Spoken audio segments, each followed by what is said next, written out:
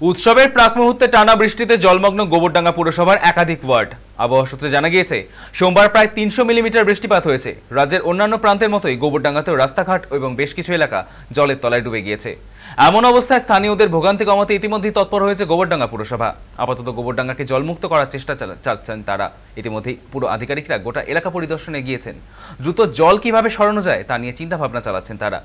প্রতি বছর দুর্গাপুজোয় গোবরডাঙ্গায় প্রচুর দর্শনার্থীদের ভিড় হয়। সেই কথা মাথায় রেখেই পুরসভা আশ্বাস দিয়েছে, স্থানীয় মানুষ ও দর্শনার্থীরা যাতে কোনো সমস্যায় না পড়ে তার জন্য সব রকম পদক্ষেপ নেওয়া হবে।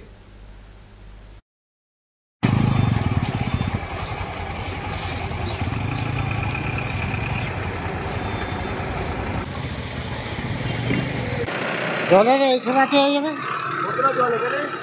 এত জল হয়ে গেছে। হাতে পর্যন্ত? হ্যাঁ হ্যাঁ, এরকম কি সবসময় নাকি টানা বৃষ্টি এ প্রায়ই হয়, হ্যাঁ? প্রায়ই হয়। এই বৃষ্টি হলে হ্যাঁ, বৃষ্টি হলে এরকম জল দেবে। সমস্যায় পড়তে হয়? হ্যাঁ, সমস্যায় মানে সেই সমস্যা মানে কি করে ঢুকা- আসলেন?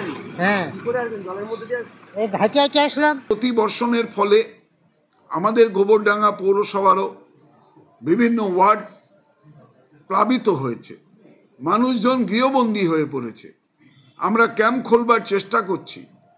অতি বর্ষণ আমাদের স্মরণকালে মনে পড়ে না এই রকম বর্ষণ কখনো হয়েছে। এটাকে আমাদের এই বিপর্যয় থেকে সবাইকেই রক্ষা পেতে হবে। পৌরসভা আমরা প্রতিনিয়ত নজরদারি রাখছি। আমাদের কর্মীরা ওয়ার্ডের বিভিন্ন প্রান্তে ঘুরছে, কাউন্সিলররা নজরদারি করছে।